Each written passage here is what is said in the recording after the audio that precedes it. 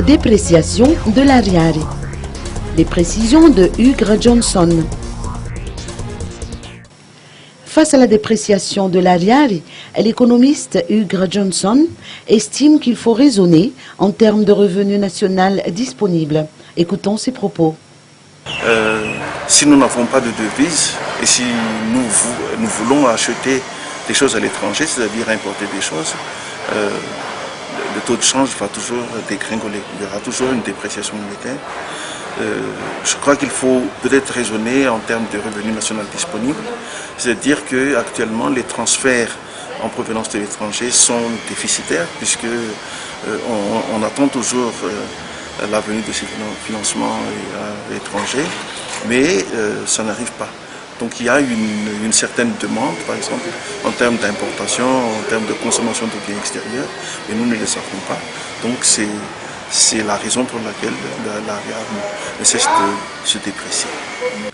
Le simple citoyen pourrait se demander pourquoi ne pas juste recourir à la création monétaire pour faire face à une telle dépréciation. Des éclaircissements sur ces propos sont apportés par l'économiste. Il ne faut pas confondre la création monétaire et puis l'émission de billets supplémentaires. La création monétaire se traduit simplement par la création de comptes que les gens qui sont titulaires des comptes vont pouvoir utiliser pour faire des achats, des consommations, des investissements, etc. Donc la création monétaire est bonne si elle se traduit en investissement, se traduit en salaire, se traduit en consommation et pas seulement en importation ou en consommation de biens et services. Et quels pourraient être les inconvénients? Donc les inconvénients, c'est que si c'est seulement traduit en consommation, surtout en consommation de biens et services de l'extérieur, ça veut dire que ça ne va pas produire ni de salaire à Madagascar, ni d'impôts et taxes à Madagascar. Donc c'est ça l'inconvénient.